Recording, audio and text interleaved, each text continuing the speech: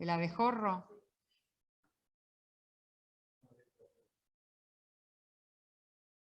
¿Ven bien, chicos, los del Zoom? Hola. Sí, Sí, sí. profe, se ve bien. Bien. Vimos, yo siempre les hago un repasito para que ustedes siempre encuentren el hilo de la materia, el hilo conductor. Vimos que hay una diferencia entre ciencia y epistemología. Eso es una diferencia clave. Si no, no saben de qué estamos hablando acá. Ustedes en todas las otras materias y de ahora en más, en toda su carrera, siempre van a hablar de ciencia. Nunca no van a hablar de epistemología. Este es el único lugar en su formación donde hablan de epistemología, pero tienen que entender la diferencia con la ciencia. Uno es un saber de primer orden, el otro es el saber de segundo orden, que lo toma como objeto de reflexión. Nuestra propuesta temática primero fue entender el surgimiento de la ciencia moderna y cómo a partir de allí comienzan las condiciones de posibilidad para que un nuevo tipo de saber tenga lugar. Esas son las ciencias sociales, de las cuales ustedes son herederos, porque todo el tiempo en esta facultad están en contacto con la naturaleza de las ciencias sociales, aunque no se la pregunten. Solo se lo van a preguntar en esta materia.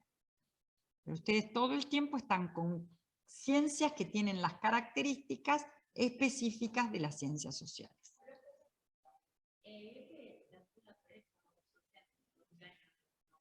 $2000 años.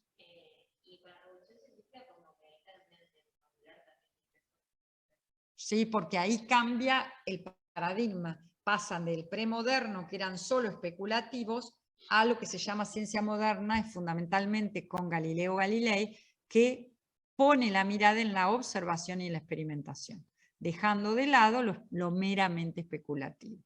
Durante toda la Edad Media, y esto proviene de Platón, siglo IV a.C., en donde se consideraba que los sentidos eran fuente de confusión. ¿Vieron cuando ustedes van en la ruta de un día de sol? ¿Qué pasa con el asfalto? ¿Qué ven? Los famosos, lo mismo pasa en el desierto, ¿no? Cuando la gente busca agua, es la refracción de la luz lo que hace. ¿Eso y qué? ¿Los sentidos? ¿Qué pasa ahí? Se confunden, se confunden. Hay muchísimas veces que nos confundimos. Miren, si yo no tengo virome, pero si yo les hago esto así, rápido con una virome, ¿qué sensación tienen? Parece que se doble, no se dobla nada. Hay pilas de ejemplo.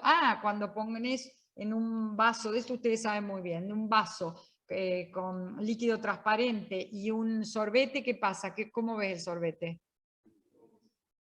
Quebrado. No está quebrado. Bueno, los sentidos pilas de veces nos confunden. Pilas. Y cuando soñamos y nos despertamos muertos de miedo, que te despertás y decís, ay Dios, por suerte estaba soñando, era un sueño, era un sueño, era un sueño. Te recontra confundiste. Tu propia psiquis te hizo creer algo que era verdadero y sufriste como si fuera verdadero.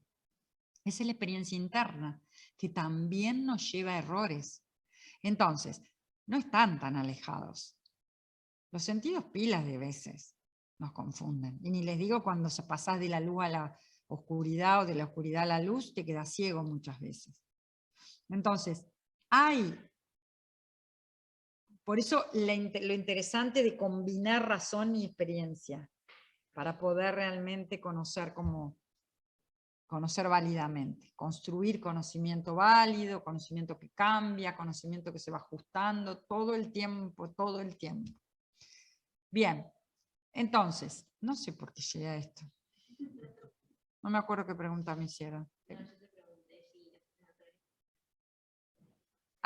Te hice el cambio por esto, es cierto. En la modernidad es donde las ciencias naturales va para arriba con todo, porque al cambiar el método, realmente, antes se sentaban a experimentar, no se les ocurría mirar la luna. Si hoy la luna tiene cráteres, imagínense si se ven. Los días de luna llena acá en Santa Fe se ven. Imagínense en la Grecia clásica. No había luz, no había polución. La luna debería ser una cosa ahí. Ellos la deberían ver todo el tiempo. Y decían que la luna era perfecta, que no tenía cráteres, porque no la miraban. No la miraban, porque pensaban que la luna era parte de un mundo perfecto. Por lo tanto, no tenía cráteres, era una esfera perfecta. Si ustedes leen Aristóteles, con su diferencia entre te describe la luna y dice, pero este hombre, ¿nunca se le ocurrió mirarla? No, claro que no, porque mirarla no era para la plebe. La experiencia, todo lo que tenía que ver con los sentidos, era para la plebe, no era para el que piensa. El que piensa se tenía que concentrar en especular.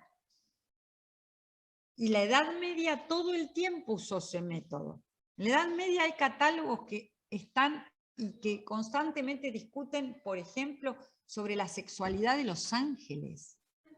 Y hay catálogos enteros escritos con una innovación, una creatividad que vos decís, quisiera tener una gota de esa creatividad para escribir tomos sobre la sexualidad de los ángeles. Mentes brillantes. Pero bueno, la problemática era esa, y no se les ocurría hablar de cosas. A ver, hasta hoy tenemos ese problema con lo experiencial. Si ustedes, hoy tal vez no tanto, a ver qué opinan ustedes, ¿qué diferencia hay entre los estudiantes o el estudiantado que concurre y elige una carrera, escuelas técnicas o escuelas de bachillerato o polimodales, o ahora educación secundaria, de humanidades? Sí. ¿Quiénes eligen la educación técnica? Ahora pueden darme una respuesta distinta, no sé, a ver qué piensan ustedes. Ya, muy bien. A ver, otra respuesta.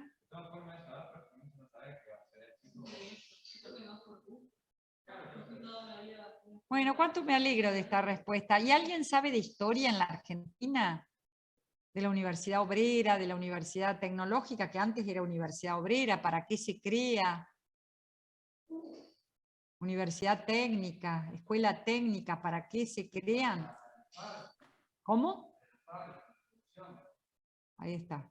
Para las clases populares, para los operarios, obreros, que trabajan con las manos. Hoy por hoy, qué se valora más, un físico nuclear o un artesano? ¿Con qué trabaja más el físico nuclear? ¿Con las manos, con la experiencia o con, como me dice el compañero del fondo, con la cabeza? Bueno, esos son los resabios de aquellos modos de pensar de la edad clásica de los griegos. Porque se encubra más, se valora más todo lo que proviene de la razón, más que lo que proviene del trabajo con las manos. Entonces, en nuestro país, en el siglo XX, cuando se abren las escuelas nacionales eran para élites dirigentes, para los futuros dirigentes de ese país que todavía se estaba armando. Nuestro país no es muy viejo, no es nada viejo, tenemos un poquito más de 200 años de historia. Entonces, cuando estaba toda esta cuestión, se abren la escuela secundaria, que no era obligatoria hasta hace muy pocos años, hasta el 2006 no era obligatoria la escuela secundaria, y se abren las escuelas técnicas para darle un lugar a las clases populares. Las clases más encumbradas, las clases con mayores accesos a los bienes capitales y simbólicos, estaban abiertas las escuelas nacionales para formar futuros dirigentes, futuros políticos, futuros abogados, que después fueran quienes gestionan el Estado. Entonces era lo intelectual con mayor valor que lo experiencial. Y esto proviene de aquello que decían los griegos, aquella confusión que te lleva. Entonces, por eso la ciencia durante tantos años no utilizó la experiencia.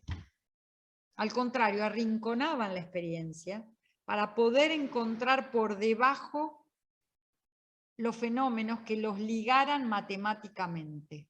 Pero para eso había que arrinconar lo quali. Hoy estamos fuera de ese paradigma, en algunos casos. Otros siguen con ese paradigma, sí.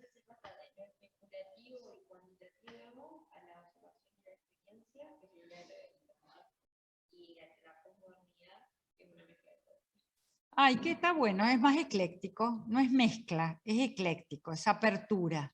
Porque la mezcla parece una ensalada o parece un licuado.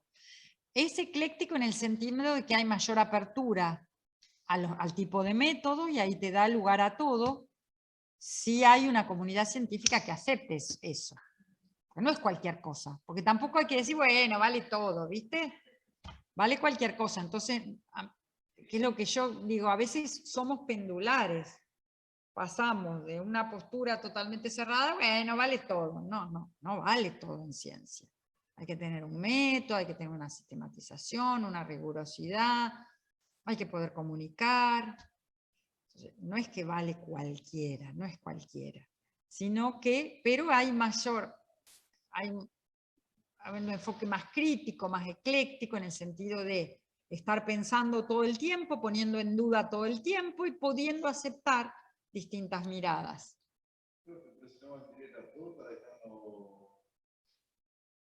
Ciertos puntos descubiertos. ¿Eh? Y no vale todo en una observación de un cierto objeto que estás estudiando.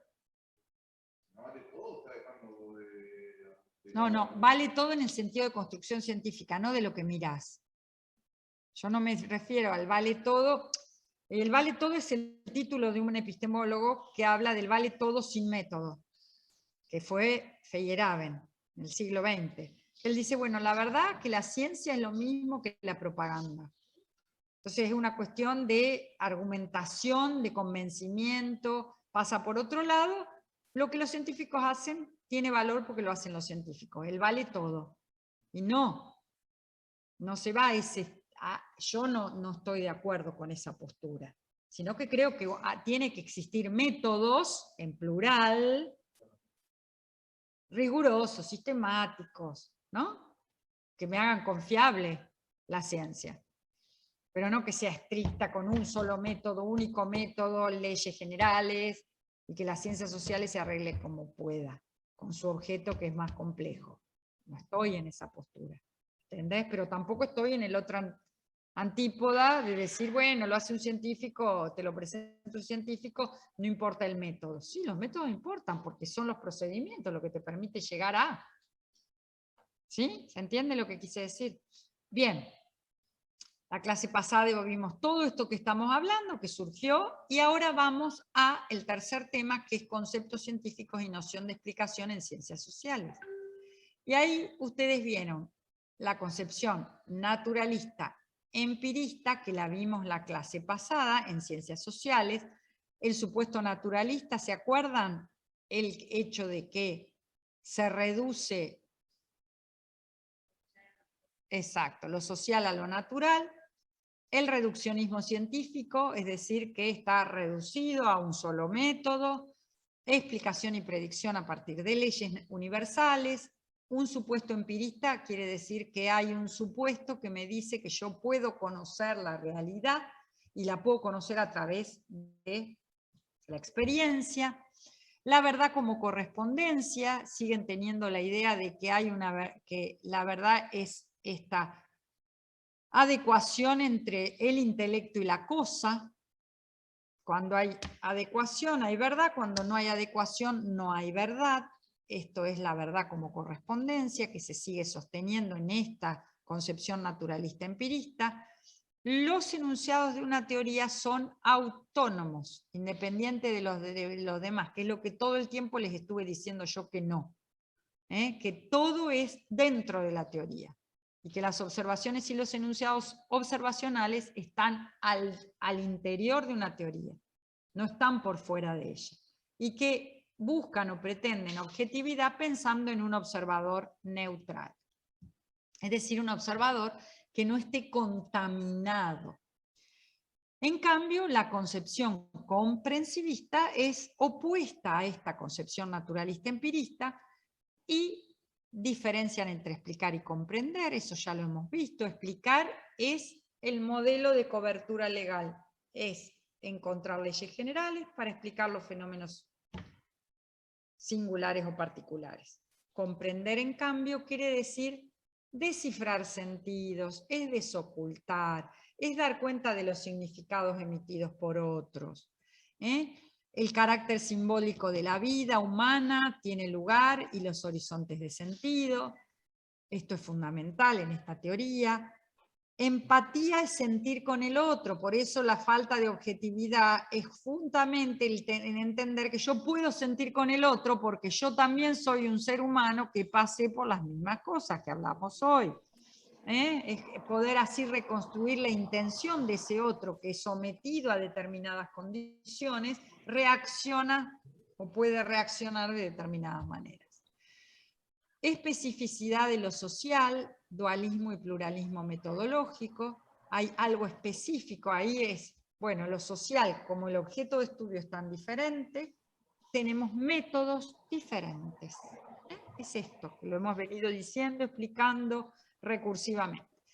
El lenguaje siempre es el mediador de lo intersubjetivo y es lo que a mí me da la objetividad en definitiva. El que hablamos el mismo lenguaje, el que podemos comunicarlo, el que yo puedo darte una explicación, un grupo de científicos puede darle a otra su teoría y el otro puede decir y entender eso y entender lo mismo.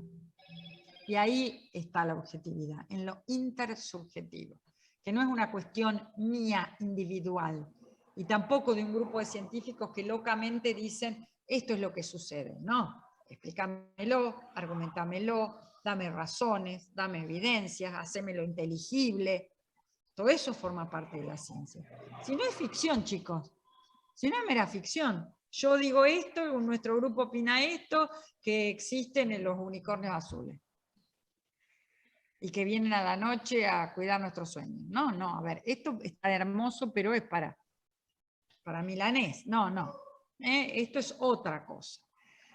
El mundo interpretado, los marcos de sentidos inherentes a su objeto de estudio, la doble hermenéutica, esto es que, esto es bien Giddens, que hay algo que tiene la ciencia social que no tiene la ciencia natural.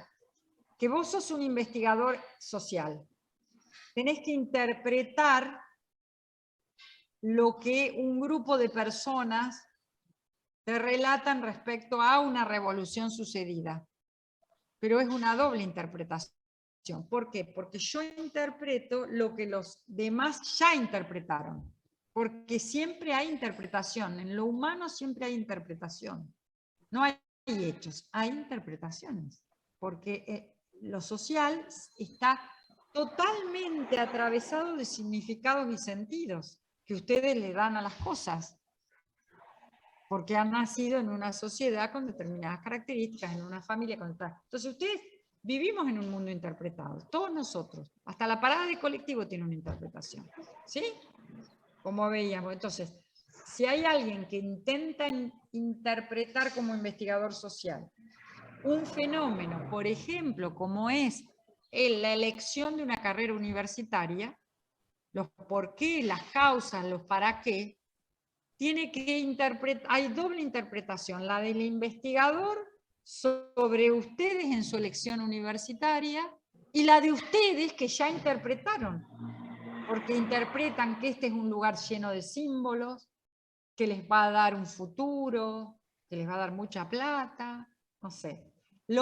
Pero hay una interpretación. Otros que dicen, no, mira, yo ya sé que es lo mismo que tener un comercio, o tal vez me vaya mejor con un comercio, pero quiero ir a la facultad porque hay sé que no hay un fin económico, sino simbólico. Ser universitario y ser graduado universitario implica un reconocimiento social que no lo tengo si digo que soy perito mercantil, o bachiller, o egresado a la educación secundaria. En cambio, si cuando a vos te ponen, como una vez me dijo una persona, yo cuando voy a un hotel me registro y me ponen actividad, con orgullo pongo contador. No es lo mismo que poner comerciante. Y bueno, para esa persona la intención y el significado profundo estaba en la mirada del otro, en la mirada que la sociedad tiene sobre un profesional, que no es la misma que la sociedad tiene sobre un egresado de secundaria. ¿Estamos? En cambio, otro va a decir, a mí eso no me importa en lo más mínimo. Yo lo que quiero es acceder a través de esta profesión a ganar plata, a vivir una buena vida. Bueno, son intenciones, son significados, son sentidos distintos. Ahora, yo, que los estudié a ustedes, tengo que interpretar lo que ustedes interpretaron. Entonces hay doble interpretación. La del investigador sobre ese sujeto que interpretó el significado que el concurrir a una institución como esta posee, que posiblemente no sean los mismos para todos. Y ahí están los modelos teóricos de Weber. ¿Se acuerdan los tipos ideales? Entonces voy a decir, bueno, hay varios tipos ideales. Aquel que busca ser reconocido socialmente, aquel que busca el dinero, aquel que busca, no sé, la comodidad, no sé, distinta. Entonces, distintos lo que llamaríamos tipos ideales en forma weberiana. Entonces la gente que uno va y entrevista se acerca o se aleja más o menos de alguno de esos tipos ideales. Claro, y bueno,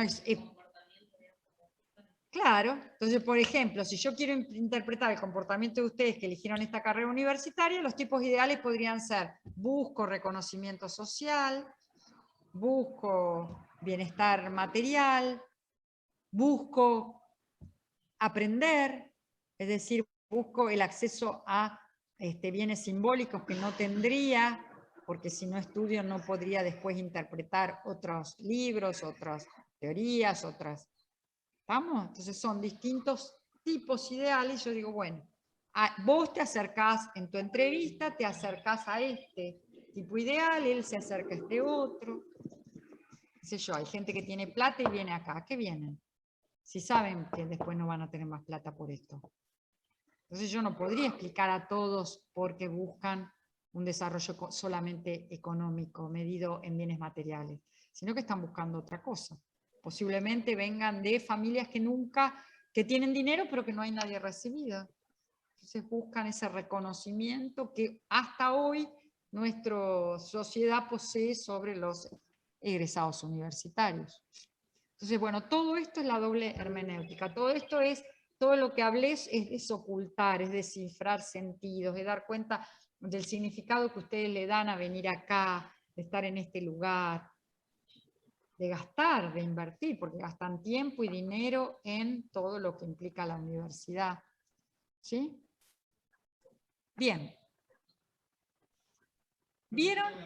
Sí, cómo no.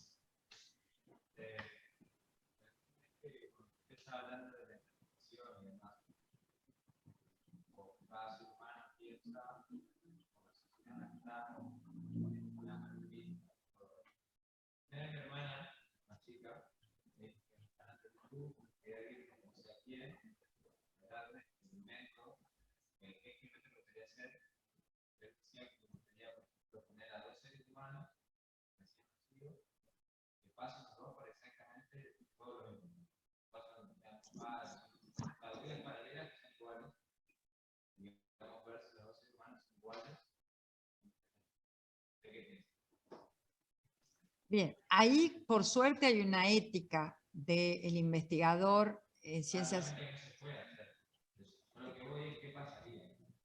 ¿Y vos qué respuestas te das? ¿Y por qué?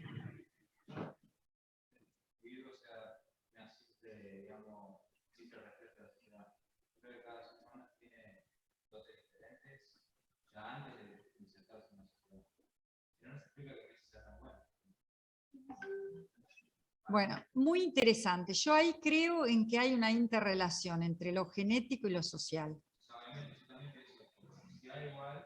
Te condiciona cualquier cantidad. Es decir, a ver, puede haber muchos Messi que no fueron descubiertos. Y que como no fueron descubiertos en su momento, no hubo desarrollo. Y cuando digo Messi, que lo hablamos en el campo deportivo, también puede ser en el campo intelectual. Un niño que de pronto podría haber tenido un talento natural para la música, para el arte o para la ciencia, y que nace en condiciones sociales que no le permiten ni siquiera descubrirlo, eso se tapa. En cambio, si vos tenés a veces chicos que no son tan talentosos desde el punto de vista de lo genético, pero que nacen en ambientes que esto lo convierten en esto, descolla más que lo otro. Por eso es tan injusto las desigualdades sociales. Tan injustos, porque las condicionantes, yo no creo en determinante, porque si yo diría que es determinante y no condicionante, no creo en la libertad humana. Pero que la condición de partida, en donde nacemos, y nuestras familias y las sociedades en las que nacemos, los pueblos, no es lo mismo chicos que nacen en el campo. Si tuvieran algún desarrollo auditivo de pronto, cuando escuchan a los pájaros y pueden distinguir sus cantos, y pueden distinguir, qué sé yo, los distintos sapos por sus chillidos en la noche. Y ese chico, en el campo nunca nos vamos ni a enterar, que podría haber sido alguien con un oído musical increíble.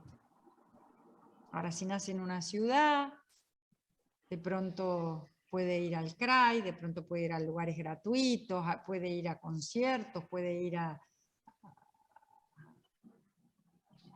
qué sé yo, espectáculos musicales que empiecen a despertar, lo que empieza a estudiar, empieza a ir a lugares, bueno, y todo eso se desarrolla. Es como yo creo totalmente en la combinación de lo genético con lo social, pero creo que lo social es fundamental, más que lo genético, porque un chico, por más que tenga todas las condiciones genéticas y no tenga la condición social, eso no se desarrolla.